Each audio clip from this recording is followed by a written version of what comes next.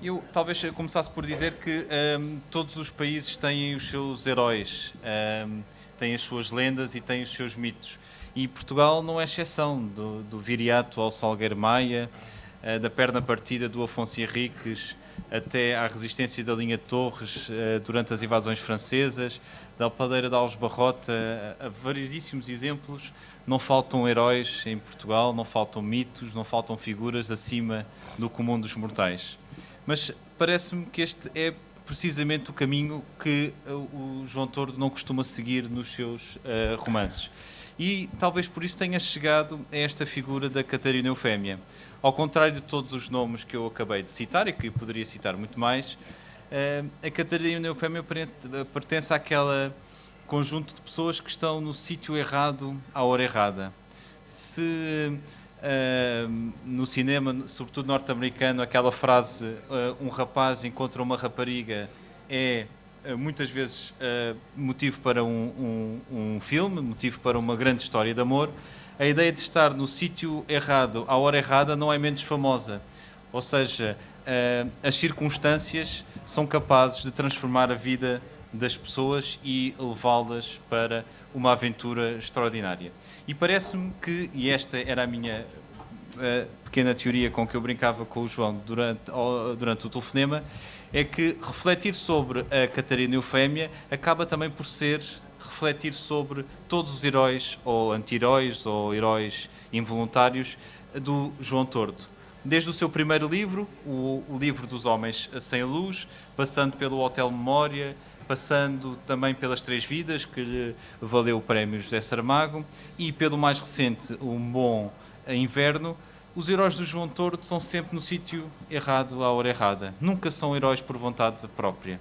Ou seja, tudo o que lhes acontece desencadeia uma experiência de vida da qual eles não estavam nem à espera, nem preparados. Os seus personagens principais não são pessoas de grandes qualidades, não se distinguem pela sua força, não se distinguem pela sua inteligência. Às vezes têm bons traços e têm algum sucesso até com o sexo oposto, inclusivamente neste, Já faltava isso. inclusivamente neste livro, mas são sobretudo pessoas que querem perceber e são pessoas que não recusam a curiosidade. E parece-me que a curiosidade é a palavra-chave deste livro.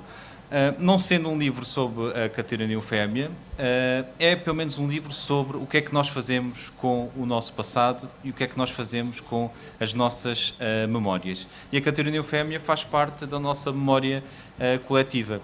Esta camponesa, uma das muitas que trabalharam durante o Estado Novo e a ditadura no Alentejo, nas famosas jornas muito mal pagas e com condições de trabalho dificílimas, esteve naquele ano, em 1954, nas contestações aos baixos salários que eram oferecidos aos trabalhadores agrícolas.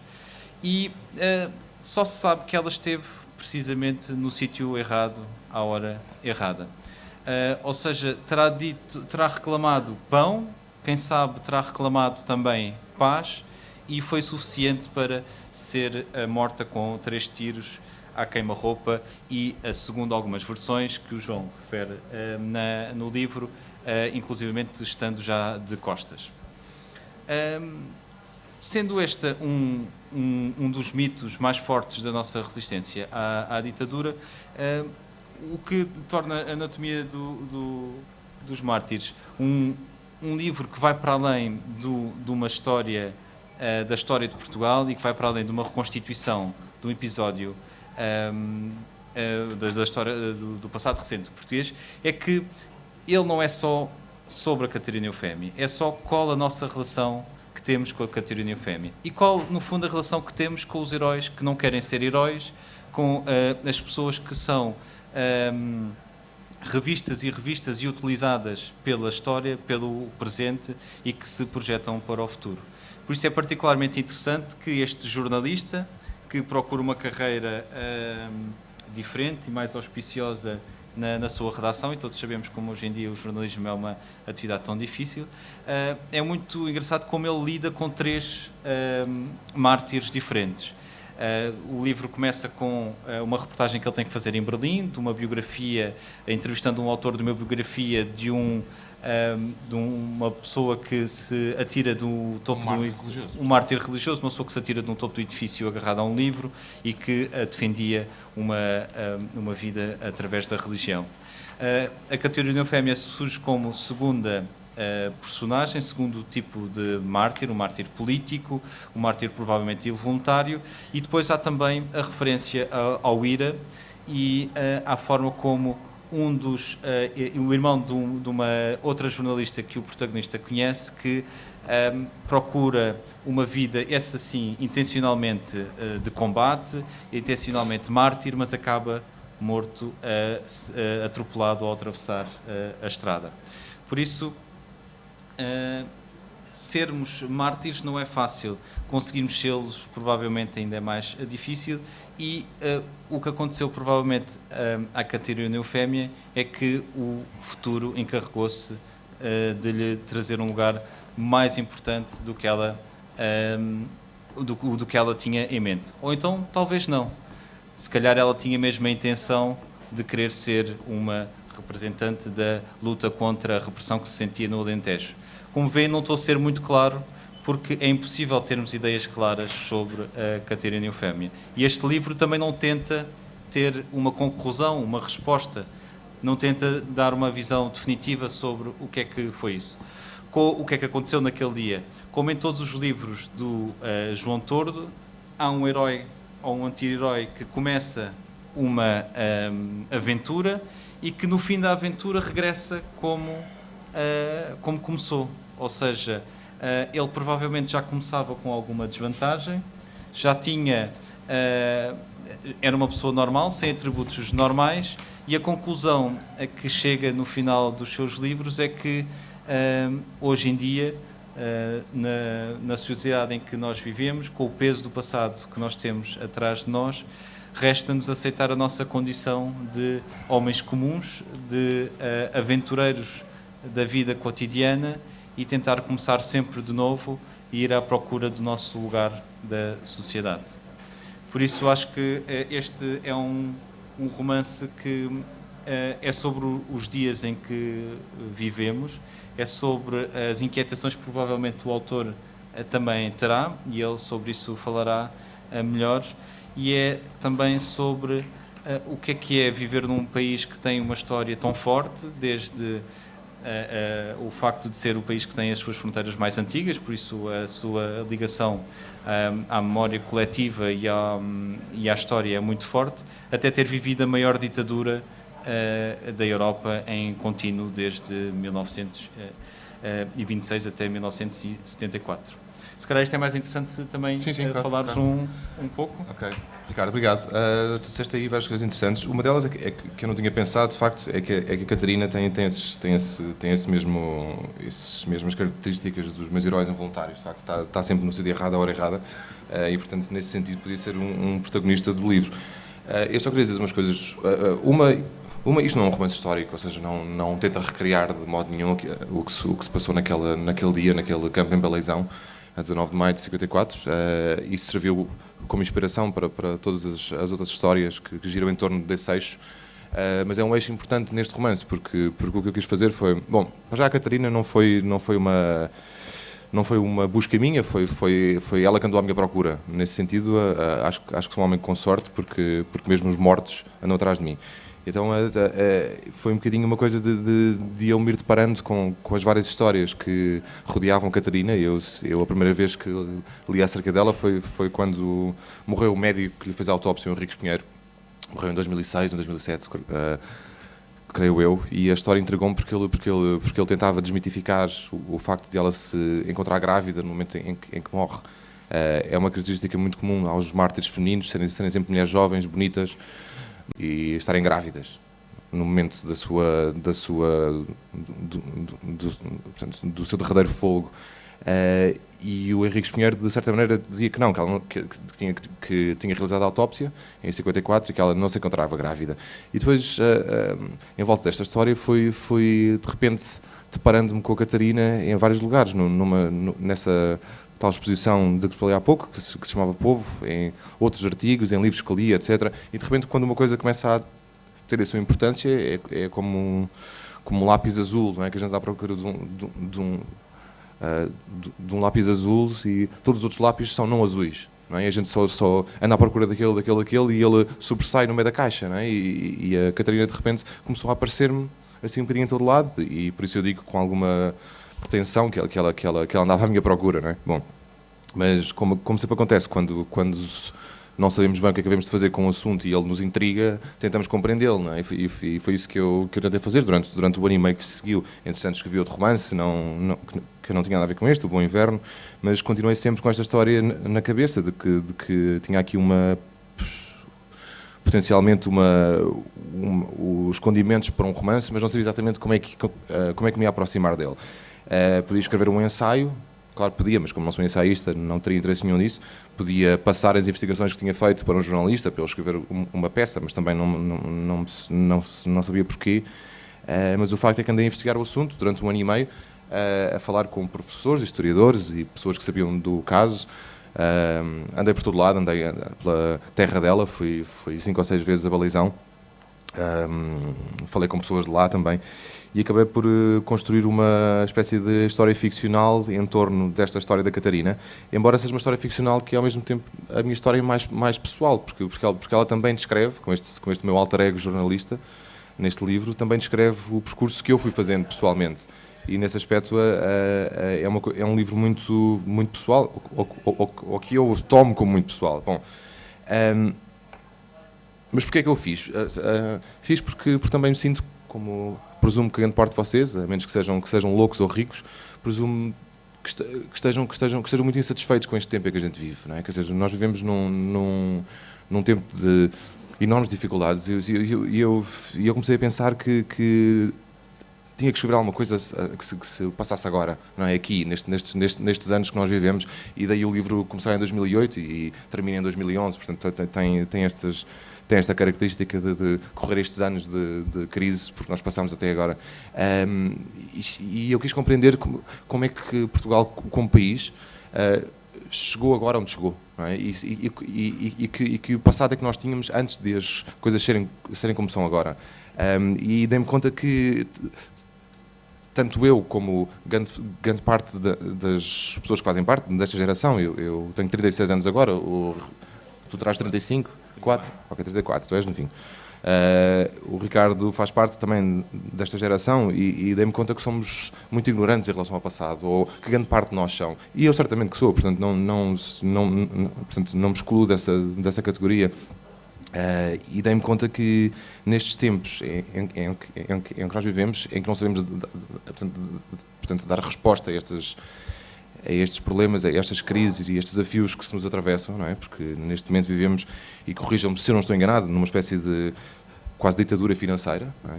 Passámos das ideologias para os dinheiros, e hoje em dia, quando se liga à televisão, tudo o que os nossos políticos nos falam são números, falam-nos de números apenas. Isto significa que somos governados por tecnocratas e burocratas. E, portanto, nós não sabemos dar resposta a isto. A minha geração não está apetrechada para lidar com estas contrariedades, com estas crises. E daí a minha busca por algo no nosso passado que fosse, de certa maneira, um símbolo de resistência. E encontrei-o, de facto, quando comecei a investigar a história da Catarina mais a fundo, encontrei esse símbolo, essa pedra de toque de que o nosso país e de que o nosso povo não foi sempre tão amorfo como é hoje em dia, não é? Que não fomos sempre tão conformados, que não baixámos sempre a cabeça, não é? E foram esses tempos de resistência que começam sobretudo no Sul, e mais especificamente na parte alentejana do país, sobretudo devido à implantação do Partido Comunista, que já nos anos 50 criou endemicamente uma espécie de concentração de forças que mais tarde vieram a conduzir à libertação do nosso povo. E o Partido Comunista aí tem talvez 90% da responsabilidade em termos transitado de uma ditadura para a democracia. E eu quis perceber como é que isso aconteceu, que luta foi essa que essas pessoas fizeram e travaram, que razões tinham para a fazerem e travarem, certo? E porque é que hoje em dia não temos nada semelhante, porque é que a nossa luta, que vai ter que ser feita mais cedo ou mais tarde, porque, quer dizer, já se começa a sentir uma espécie de insatisfação social que, se fosse ideológica, teria já levado a uma revolução, mas como não é ideológica e sim financeira, e os políticos continuam a alimentar-nos com números e números, que é a maneira que eles têm de certo modo, neutralizar os assuntos, não houve uma revolução ainda. Quer dizer, claro que não estou a pedir uma revolução, nem estou a instigar uma revolução. Estou só a dizer que esta é a diferença, não é? Quer dizer, nos anos 50 havia uma luta ideológica, hoje em dia não há. E a Catarina representava isso. Embora, como disse o Ricardo, o martírio dela tenha sido um voluntário e seria muito improvável que alguma vez tivesse expresso de modo verbal esse seu descontentamento ou essa sua luta, uma vez que nessa altura o Partido Comunista era um partido clandestino, não temos quaisquer provas de que a Catarina fosse membro ou sequer um membro ativo. Como é evidente, não havia cédulas, não havia cartões de como é que se diz? Cartões de militante. Sim, exato, militante, pronto. Porque era um partido clandestino, mas o facto é que ela nasceu numa área e numa região do país em que endemicamente era ou quase comunista. Portanto, acho que a questão é irrelevante se ela foi militante ou não, que é uma questão que perdurou ao longo das décadas e que ainda hoje não está resolvida. Mas a minha questão foi portanto, fundamentalmente essa. Tentar perceber, à luz de um certo passado, das pessoas que fizeram a luta, deste mártir, deste ícone, desta mulher com 26 anos que deu a sua vida por uma greve em que se pedia apenas por salários melhores, e o modo como a sua imagem portanto, se reflete ainda hoje, não é? Quer dizer, portanto, reverbera neste presente que nós temos, e construir um romance em torno disso. Agora, de facto, o livro é ficção.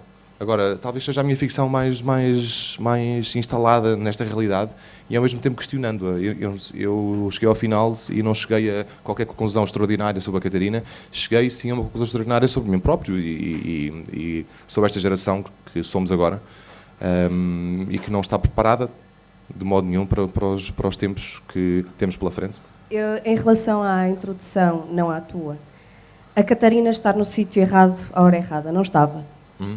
Foi todo um processo de luta, que não era só por salários melhores. Na altura, no Alentejo, lutava-se organizadamente pela alteração do horário de trabalho, porque elas, principalmente as mulheres alentejanas, sentiam-se bichos. Há uma declaração de uma... Sentiam-se o quê? Bichos. Bichos. Porque trabalhavam de sol a sol e, portanto, saíam de casa de noite, chegavam a casa à noite. E, aliás, há um documentário muito interessante sobre esta luta das mulheres alentejanas pelas 8 horas de trabalho, que foi conquistada em 62, e a Catarina estava no sítio certo, porque estava a lutar por aquilo que acreditava. E, portanto, ela não foi uma bala perdida. A PIDE sabia o que andava a fazer. Aliás, a PIDE, ali no Alentejo, durante muito tempo, procurava os comunistas que tinham células, que estavam organizados, que tinham uma imprensa clandestina também.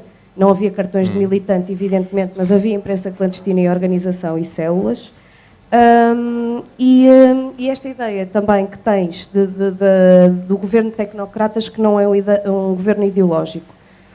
Eu gostaria de rebater totalmente esta ideia. É um governo profundamente ideológico, não são tecnocratas. Falaste da ditadura económica. Eu quase que te falaria de um fascismo económico. O nosso governo é ideológico? O nosso governo, sim, neste momento, tem uma atitude profundamente ideológica. Mas porquê? Porque está num avanço incomparável de destruição de todos os direitos que, por exemplo, a Catarina defendia. Vamos falar do horário de trabalho. Elas trabalhavam 14, 16 horas. Ainda esta semana, toda a gente do setor privado pode trabalhar mais meia hora. E, portanto, atualmente já se podem trabalhar 60 horas por semana e com a meia hora de trabalho, 62 horas e meia por trabalho por semana. Era exatamente isto que a Catarina lutava contra isto. Mas é que medida que isso é um governo ideológico? Todas as posições deste governo são ideológicas, tentando que sejam tecnocratas e dizendo, não, nós somos pragmáticos e estamos a tentar arranjar uma solução. Não estão a destruir o Estado Social. Não, mas eu só disse isso... Desculpe interromper-te, porque, assim, no livro eu falo de figuras que foram muito importantes para a nossa democracia, não é? Por exemplo, Álvaro Cunhal, o Mário Soares, etc., que, nesse ponto de vista, eram ideólogos, ou seja, eram pessoas que não te falavam de números, que te falavam da constituição de um Estado de Direito, certo? Sim, mas estes querem destruir o Estado democrático, sim, também são ideólogos. Mas repara são ideólogos exatamente. Sempre que vês arícias, não é? Quer dizer, tudo o que estes políticos dão são números, não é? E os números servem para abafar o facto de não haver uma ideologia por trás daquilo, de haver uma Europa consentânea com esta espécie de burocracia, não é? E nós sermos governados por fundos monetários europeus.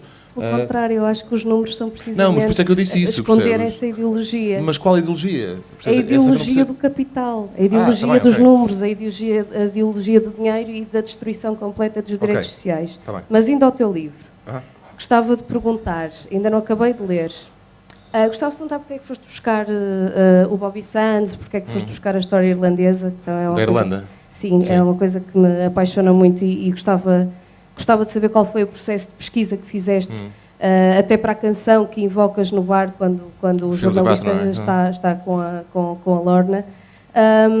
E qual foi a conclusão a que tu chegaste? Porque eu não chego, eu sou um bocado como o pai do jornalista que entende que querem saber dos carros das mudanças automáticas, mas depois também vejo o outro lado e vejo as pessoas que estão a lutar. Não estamos assim tão amorfos. Há um filme que pergunta se as pessoas estão só apáticas ou aborrecidas. Não estamos tão apáticos nem tão aborrecidos quanto isso. A tua geração, a minha, que é mais nova, que é dos 30 anos, fez greve geral, foi à rua, fez manifestações. Sim, eu também fui à rua, também fiz manifestações. Estamos aí. O problema é que a última greve, não é, quer dizer, que eu fui, que foi da CGTP, que foi muito bem convocada, a meu ver. As pessoas têm todo o direito a fazê-lo e devem fazê-lo. Foi invadida por grupos de dissidentes que não tinham nada a ver com a greve, repara. E as pessoas todas que tinham menos do que 40 anos ali estavam todas, quer dizer, tinhas pessoas, os tais anónimos, que queriam uma internet sem censura. Depois tinhas outros que diziam baixas propinas. Portanto, eram grupos dissidentes dentro da mesma greve e por isto é que eu digo que falta ali uma ideologia comum. Ou seja, isto nos anos 50 ou nos anos 70 nunca seria possível. Ou seja, se houvesse aquele número determinado de pessoas a manifestar-se, estariam todos a manifestar-se para a mesma coisa, percebes? E de repente tens uma manifestação que é importante ainda por cima, porque é uma coligação dos sindicatos todos, e isto é um comício político, de repente. Estamos à espera de quê? Pois, eu sei. E de repente tens dezenas de grupos dissidentes, percebes? Grupos de pessoas que têm a tua idade e a minha idade. Entendes? E esta falta de união que eu chamo uma crise ideológica verdadeira, percebes? Mas isso não acontece só cá, porque por exemplo, em Londres, o fim de semana passado, descobriu-se que as pessoas que estavam acampadas, nós indignados, foram todos para casa. Não é? Que iam para casa à noite, dormem, não sei o quê, vão para o trabalho e deixam lá as tendas como se as tendas fossem representativas da sua indignação, percebes? Quer dizer, portanto, chegámos a este ponto em que, mesmo indignados, nós fingimos que estamos. Sabes? Então parece-me todo um exercício às vezes um bocadinho mal pensado, sabes? Sim. Desculpa. Sim. O que é que tu concluíste no teu livro? Pois, portanto, olha... neste processo todo, porque é que tu achas que porque é que tu analisas assim a realidade esta descoordenação? Porque há quem saiba o que está a fazer e há quem não saiba o que está a fazer, que só está indignado durante o dia e à noite vai para casa. Sim. Mas a que conclusão chegaste? Porque eu também vi aqui um pendor muito existencialista. Sim. Ainda não acabei de ler o livro, mas estou quase, mas também vi aqui um bocado aquela luta interna de o que é que eu estou aqui a fazer. Eu não cheguei a uma conclusão definitiva, quer dizer, não tenho capacidades para isso, não é? Sozinho não consigo, não se pensa estas coisas sozinho. Eu dei a minha contribuição para que de facto a minha geração que escreve, que pinta, que pensa, que tem voz pública, de certa maneira, percebes? Que intervenham socialmente nisto, percebes? Eu acho que é muito importante os escritores intervirem socialmente nisto, quer dizer, nestes tempos que se estão a passar connosco, não é? Quer dizer, e embora não tenha chegado a conclusão nenhuma, a comparação que fiz com a Irlanda, por exemplo, e com a história do Bobby Sands, não é? Que, assim, outro mártir, embora voluntário esse, não é? Porque ele morre na sua greve de fome em Long Cash, parece que foi 82. É uma comparação que tem tudo a ver, porque, quer dizer, Portugal e a Irlanda são países, todos os estilos parecidíssimos. Embora a Irlanda tenha tido um boom económico enorme nos anos 90 e nos tenha ultrapassado economicamente, neste momento sofre precisamente por causa disso, não é? E embora a Irlanda vá demorar menos tempo a recuperar, porque o nível de exportação irlandesa é altíssimo e o nosso é baixíssimo, não é? São países que têm imensas semelhanças, são países que durante o século XX e a seguir aos períodos do fascismo, portanto, foram países de grande luta e resistência, sempre. Não é? A Irlanda por causa do IRA, por causa dos problemas com a Inglaterra, e nós por causa dos problemas com a repressão e com o Salazar. E então, nesse aspecto, são países que estão muito próximos. E eu quis, de certa maneira, comparar neste romance o caso do Bobby Sands, não é? Esse tal irlandês que morre de fome por se recusar a converter à coroa inglesa, não é? E a nossa Catarina Eufémia que é morta por advogar pão, paz e trabalho, não é? Há quem diga que ela só advogava pão, e há quem diga que ela portanto, advogava paz, e se dissesse pão não era comunista, e se dissesse paz era comunista, não é? Pronto, aquelas coisas muito básicas. Mas eu não cheguei a conclusão nenhuma, percebes? Assim, conclusão final do livro, se é que existe alguma, é que eu acho que no fundo isto tudo dá uma esperança. Não é? E isso quem ler o romance, não sei, penso que irá perceber. E se houver uma esperança, ela é uma esperança cultural, ou seja, uma esperança histórica, ou seja, uma esperança que está fundamentada naquilo que nós somos enquanto povo, enquanto nação, enquanto país, e para isso temos que recorrer à história e aos nossos melhores exemplos, não é? E não uma esperança que esteja sediada em qualquer dos nossos políticos ou sistemas partidários atuais, porque eu sou partidário justamente por causa disso. Eu não confio em qualquer sistema partidário hoje em dia, porque foi o sistema partidário também que nos trouxe a isto. Não sei se tu és partidária, mas se fores aí discordamos, porque... Pois, ok. E eu não sou, por causa disso. Pegando nas excelentes perguntas que foram feitas agora, fazia-te duas perguntas. O primeiro, era este tipo de discussões como a que tivemos agora, com um cunho ideológico, com um cunho político, que de certa forma, colateralmente, procuravas com este teu livro? Eu não procurava discutir com ninguém. Não, com os leitores, ou seja, uma certa agitação.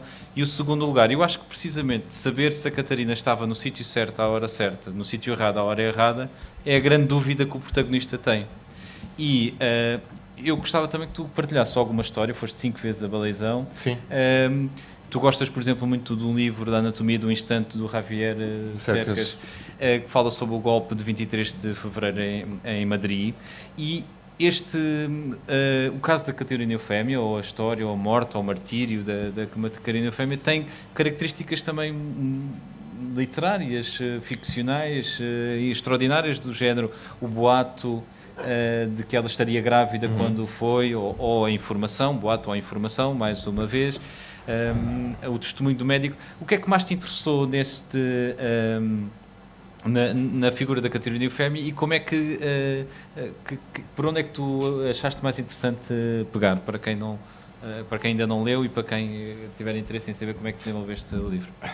Eu não peguei por nenhum lado em particular, eu quis compreender a história toda, não é?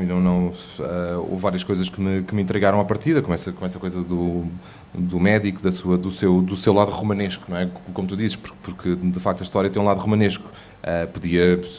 Eu sempre que pensei na cena em que ela morre, pensei justamente como isso, cena, não é? E consegui imaginá-la nos campos, e o Tenente Carrajola, esse fascínio a chegar com a sua arma e não sei o que mais, e reproduzia a coisa centenas de vezes, não é? De vários modos diferentes para tentar perceber qual seria a cena que melhor se ajustasse àquele momento, percebes? Mas isso seria também fazer uma injustiça à Catarina, que seria estar a ficcionar a sua vida, não é? Sem saber exatamente como as coisas passaram, coisa que nunca ninguém saberá, quer dizer, a história é uma coisa perdida, não é? Quer dizer, só o passado recente, porque há a internet, porque há os vídeos, porque há essas coisas todas, em que fica tudo registado, é que de facto é uma história factual. A história que se passou há 50 anos, 100, 200, 300, 400, não se sabe, não é? São boatos que passam de boca em boca e vamos chegando lá por aproximação. Mas o facto é que quando me interessei pela história, interessei-me e tentei ser o mais honesto possível em relação ao assunto, percebes? Porque pá, assim, as pessoas com quem falei avisaram que isto era um assunto delicado, não sei quem, assim, bom, tá bem, mas eu estou aqui para tocar nos assuntos delicados, não é? Se não fizer isso, quer dizer, não escrevo livros e, portanto, não tive qualquer problema em tocar num assunto delicado. Depois, porque a nossa história está injustamente esquecida, quer dizer, eu tenho dado este exemplo várias vezes, mas o facto é que só 30 e tal anos depois do fim da Guerra Colonial é que finalmente se começa a falar da Guerra Colonial, não é? E só recentemente é que temos um documentário acerca da Guerra Colonial, por exemplo, que foi feito pelo Joaquim Furtado, teu colega jornalista, enfim, passaram-se 30 e muitos anos e esse evento que foi sobremaneiro importante na história portuguesa só agora começa a ser investigado e só agora começa a ser pensado. Quer dizer, se fôssemos os americanos, começámos a fazer filmes acerca da Guerra Colonial antes da Guerra Colonial acabar, não é? Já havia o Guerra Colonial 1, 3, 4, 8, não sei o quê. Enfim. Mas eles também exageram, okay, é verdade. Mas o facto é que nós temos esta tendência a enterrar os mortos e a querer que eles fiquem lá enterradinhos, okay, e quietinhos para não chatearem ninguém. E, portanto, eu acho que é a missão de um ficcionista, não é? E sendo ficcionista português, desenterrá-los. E foi isso que eu fiz. Não sei. E em relação a este tipo de discussões? Em relação a este tipo de discussões, eu não me arrogo de ter razão, porque eu não sei quem é que tem razão neste momento, percebes? Eu tento fazer uma aproximação às coisas e tentei pensar, de facto, o que se estava a passar no nosso país à luz desse acontecimento histórico. Se falhou ou se errei, bom, depende de quem ler, percebes? Para mim, foi uma história, sobretudo, pessoal, porque eu depois de fazer esta investigação, depois de ter passado estes anos, como nós todos nesta situação penosa, cheguei a algumas conclusões, mas que são pessoais, não é? E essas não consigo transmiti-las. Portanto, quer dizer, acho que o máximo que posso fazer é de facto tentar ficcionar isto, não é? E ficcionando chegar a uma espécie qualquer de verdade. E é isso que se passa num livro, acho eu. Mais alguma pergunta? O João hoje está muito falador, por isso aproveita. Podem perguntar o que quiserem, não tem que ter a ver com política.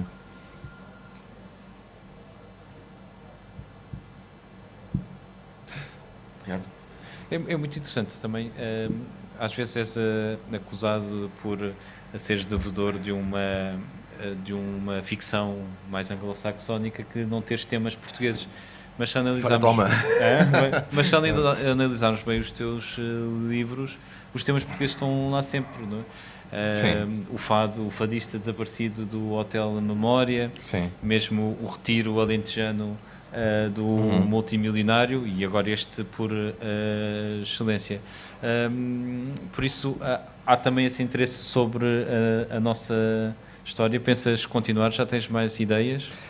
Sim, olha, eu queria só dizer duas coisas. Uma é que, para quem não leu o livro, isto é um romance. Portanto, é um livro que tem as características todas dos outros e é um romance que tenta entreter também e, portanto, contar uma história empolgante e, portanto, não fiquem assustados com esta conversa política toda, mas, de facto, um dos temas deste livro gera estas discussões e, pronto, ainda bem que gera, porque vivemos no tempo perfeito para as ter, mas... de resto é um romance, tem até uma história de amor, tem um bocadinho de sexo, mas só um bocadinho assim pequenino, para entreter também, portanto não se preocupem que não vão ficar aborrecidos, penso eu.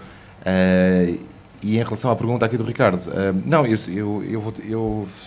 sempre me interessei pelos temas portugueses, quer dizer, mas agora de repente mais do que nunca, porque vivemos em tempos de revisionismo histórico, não é? Algum revisionismo histórico, que é sempre uma coisa perigosa, e então eu quero ao máximo combater isso e tentar fazer com que estes casos muito singulares e muito, talvez pequenos, não é? Para a nossa dimensão, que somos um país pequeno, comparado com outros, claro, isto é sempre relativo, mas vou manter alerta para as histórias portuguesas que estão mal contadas, não é? Ou que neste caso estão por contar, não é? E não sei o que é que vou fazer a seguir, não pensei num novo romance ainda, mas por enquanto estou muito contente com este, porque acho que é um livro que tem um lado muito pessoal e que ao mesmo tempo tem algum humor, não é? No modo como olha a realidade de hoje. E portanto é isso. Não sei se o próximo romance será sobre um tema português ou não, mas este definitivamente é, e deu-me todo o prazer fazê-lo e portanto redescobrir a Catarina, esta personagem tão esquiva, que marcou a nossa história e que de certo modo está esquecida. Temos uma pergunta? Olá. Se calhar esperar pelo microfone. É que eu não ouço. Boa tarde. Quando foi a balizão, portanto, fazer a investigação, como é que foi recebido pela população, pelas pessoas, para recolher, para fazer a sua investigação? Gostava de saber um Como bocadinho. foi recebido? Sim. Porque a senhora de lá? Não sou. Ah, okay. Não tenho nada a ver. Não, até. podia ser ainda. Ontem falei com uma pessoa que era de lá. Não, quer dizer, não fui recebido porque eu não me anunciei. Ou seja, cheguei como anónimo e passei lá várias tardes, aliás, comer caracóis e a beber cerveja num barzinho que eles têm lá. Um bar não, uma tasca que fica na praça principal, que tem a estátua dela, não é? Com o busto da Catarina, e de facto não me anunciei, mas Grande portanto, investigação. fui metendo conversa. Exatamente. Não, quer dizer, não anunciei-me aos professores, historiadores, etc. Mas para Portanto, aos meter conversa académicos com as todos. pessoas da Terra tinha. Não, mas achei mais interessante ter conversa. Era isso que eu claro, queria exatamente. dizer. Se o professor chegasse lá e dissesse: olha, eu sou tal e tal, não sei o quê, e estou a escrever um livro sobre isto e aquilo, não sei o quê. Estava logo a condicionar, não é? Portanto, portanto, alguns diálogos que estão reproduzidos portanto, neste livro, aliás, que são quase cómicos com as pessoas de lá, foi muito engraçado, porque foi encontrar uma vila alentejana que mantém todas as características de uma vila alentejana, que ao mesmo tempo tem um pé no futuro ou no presente. Eu recordo-me quando estive lá em junho de 2010, por exemplo, e há 3 cafés nesse largo, e eles tocavam aquelas vuvuzelas, portanto, de um sítio para o outro, e portanto, comunicavam entre si com as vuvuzelas, diziam pá, para um lado e depois o outro pá, para o outro, e tinham este pé no presente, mas têm um pé também firmemente enraizado nesse passado, e esse passado tem sobretudo a ver com ela, Catarina, não é? que está ali presente como uma espécie de sombra que não se vai embora, não é? Como um espírito que paira sobre aqueles campos e que de facto é muito presente. E portanto sempre que fui lá, fui portanto, como viajante, passageiro, etc., mas tive algumas conversas muito interessantes sobre esse assunto e outros, e fui sempre recebido com um bocadinho daquela desconfiança e daquela amabilidade alentejana depois de uns quantos copos, não é?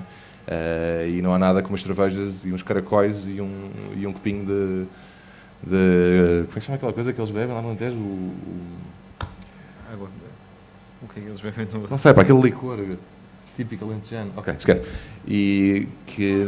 Exato, medronho. Pronto, é isso mesmo. E com um copo de medronho não resolvam. E portanto foram visitas muito giras, porque foi de certa maneira estar a viver o meu próprio romance. Não é? E elas estão reproduzidas no livro, e há algumas que são muito engraçadas mesmo, porque as pessoas quando não estão conscientes de que estão a falar com alguém que irá ficcionar as suas palavras, dizem as coisas mais engraçadas, e isso foi muito giro.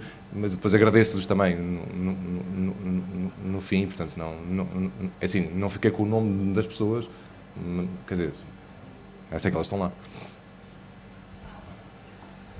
Sim? Vai lá. Se calhar esperar pelo microfone. Imagino que até pela sua formação jornalística Sim. tenha feito uma investigação de facto documentada Sim. para escrever este livro. Gostava de saber que tipo de investigação mais jornalística terá sido essa, que tipo de documentos, registros é que reuniu. Sim. E do ponto de vista mais documental, o que é que tenciona fazer com isso? Guardar ou fazer alguma coisa a mais? Não, olha, eu comecei por ir à Biblioteca Nacional e ler os livros todos que diziam respeito à Catarina Fêmea, que são pouquíssimos. Ana, toma. Ok. Que são pouquíssimos, não são muitos. Há um romance, um pseudo-romance péssimo, escrito por um argentino, chamado José Miguel Tarquini, que já morreu, que está mencionado aqui na bibliografia, e há uma espécie de registro documental jornalístico do Manuel de Melo Garrido, que é a história dela, contada de um ponto de vista jornalístico. São os dois únicos documentos dedicados exclusivamente à Catarina Fêmea. Depois, toda a bibliografia que é citada no livro está aqui, não é? Na página bibliográfica são 8 ou 9 livros, não mais do que isso. Mas depois tenho centenas de documentos que vêm de jornais da época, sobretudo o Século, o Avante, o Diário de Notícias, jornais de esquerda e comunistas. Tenho cerca de 18 entrevistas com historiadores, professores universitários, que algumas usei, outras não. Há no livro uma parte em que o protagonista, o narrador, vai entrevistar uma professora universitária cujo avô era comunista e era, portanto, lentejano, etc. E essa entrevista de facto aconteceu, mas claro que eu ficcionei-a, não é? E dei-lhe a forma mais engraçada da ficção. Mas foi uma pesquisa que me demorou algum tempo, porque eu não estava 100% só a fazer isso, não é? E são coisas que eu tinha que ir fazendo nos tempos que tinha livres. Mas foi uma pesquisa que passou por isso. Passou, sobretudo, por ler muito acerca do caso e depois confrontar, portanto, vários quadrantes com as minhas perguntas, não é? Eu falei tanto com pessoas que pertencem ao Partido Comunista, como o José Casanova, que julgo que é o diretor do Avante. Não é? Pronto, exatamente. Falei com ele, falei com pessoas afetas ao Bloco de Esquerda, pessoas de direita também, e portanto fiz uma investigação que passou por um bocado por todos os quadrantes das pessoas que podiam ter opinião acerca daqueles mesmos assuntos, e fiz questão de fazer todas as mesmas perguntas para ver as reações, não é? Para perceber exatamente qual era a dimensão deste assunto. Claro que isto depois, de tudo o que eu investiguei, usei talvez 20%, não é? Porque senão tinha escrito uma tese de doutoramento e não um romance, e como queria escrever um romance e não uma tese de doutoramento, deixei que o mais importante viesse ao de cima e que o resto, de certa maneira... Agora, assim, o que é que eu vou fazer à pesquisa? Não faço ideia, também não acho que seja sobremaneira importante. Quer dizer, foi a minha pesquisa, não é? Quer dizer, portanto, quem se interessar pela história da Catarina fará a sua própria pesquisa, não é? Eu posso ajudar eventualmente, mas não parece que seja... Parece-me que é mais indicado para qualquer pessoa, neste caso tão estranho, que a própria pessoa se aventura a descobrir, ou descobri-la, não é? Esse volume de informação e de contactos depois deu origem a um fazer do romance muito diferente dos anteriores. Como é que depois te libertaste desse peso de investigação? Não, libertei-me do peso porque eu quando comecei a escrever tinha a mesa assim cheia de coisas, não é? Tinha livros, entrevistas, papelada e não sei o que mais. E às vezes diz assim, ok, agora portanto, vou esquecer isto tudo que tenho feito e portanto, vou da página em branco escrever um romance, não é? E depois, quando chegar à altura de pôr a Catarina aqui nesta história, então chegará à altura própria, não é? E de facto, isto começa por ser um romance como qualquer outro romance meu, não é?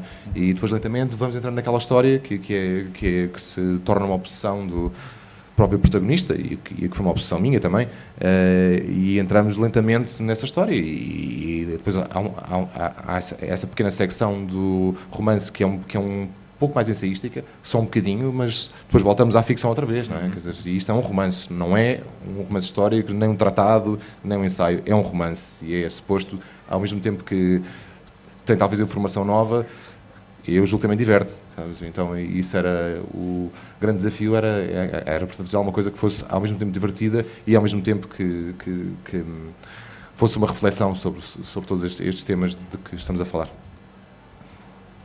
Mais alguma pergunta? Olá. Esperar pelo microfone. Dá-me água. Isto tem algum... Já falei tanto hoje, tenho que me acontecer. Tem algum prazo limite? Não, são 7h30. Olá. Boa noite. Gostaria, em primeiro lugar, de felicitá-lo, e é um prazer estar a ouvi-lo. E continuando nesta questão da escrita e da sua tarefa de escrever, que me interessa, não é? E o meu comentário é de um leitor apenas, não é? Eu não li ainda este livro e os outros não os li pela ordem com que os produziu. E quando peguei no segundo, que não foi o segundo que escreveu, foi com bastante curiosidade para ver como é que ia conseguir me manter expectante. A expectativa até era alta. Sim. E depois, quando aparece o terceiro, Bom Inverno, não é? Como é que é possível, depois do que está escrito, isto é um leitor a falar, não é? Como é que é possível agora surpreender-me outra vez, não é? E como não tive a oportunidade de ler este livro, peguei só nele agora, hoje, para poder, quando chegasse aqui, pensar se era a voz do João Tordo, escritor, que continuava cá. Ainda para mais, porque este, para mim, tinha uma carga muito forte, tinha uma imagem muito forte da Catarina Eufémia, e aquilo que eu li sobre o livro. A minha pergunta é neste sentido, gostaria de saber como é que o escritor João Tordo, não é? A que nível tem preocupação com manter esta voz, não é? Como é que o próximo livro continua a ser de João Tordo, não sendo uma repetição, porque senão vai nos defraudar e nós não queremos isso, não é? Sim, sim. Não percebo essa pergunta, para mim também é difícil às vezes, não é? Eu tenho estes vários alter egos e estas vozes narrativas que vão de certa maneira perpassando os livros, não é? E eu penso que a voz que conta o Hotel Memória ou que conta o Bom Inverno terá pouco a ver com esta e no entanto é a mesma, não é? E isso julgo que é o segredo, que eu não sei explicar, mas que de facto tem funcionado, que eu coloco-me sempre na pele daquela personagem que está a narrar a história. Bom, e coloco-me tanto na pele que às vezes me sinto a passar por aquelas coisas, não é? E portanto isso tem a ver com a aventura de escrever romances, não é? Eu às vezes penso que escrevo romances sobre a aventura portanto, de escrever, não é? E torna-se uma coisa um bocadinho cíclica, mas tem a ver com o facto de eu não sei escrever, quer dizer, de ser a única maneira com a qual eu sei lidar com as palavras, não é? Colocando-me ali na página, mas não quero colocar-me ali na página como o João Tordo, porque o João Tordo não tem interesse nenhum, percebes? Portanto, sou um tipo igual aos outros que, por acaso, escreve livros. Agora, o narrador, que não sou eu, que é alguém um bocadinho parecido comigo, neste caso, um bocadinho mais arrojado, mas também um bocadinho mais arrogante, no caso deste romance, mas é alguém que aprende sempre uma lição, não é? Que os meus livros têm um bocadinho esse caráter didático, uma palavra horrível, do narrador no final aprender sempre uma lição acerca dele próprio, não é? E são lições que eu também aprendo acerca de mim mesmo enquanto os escrevo.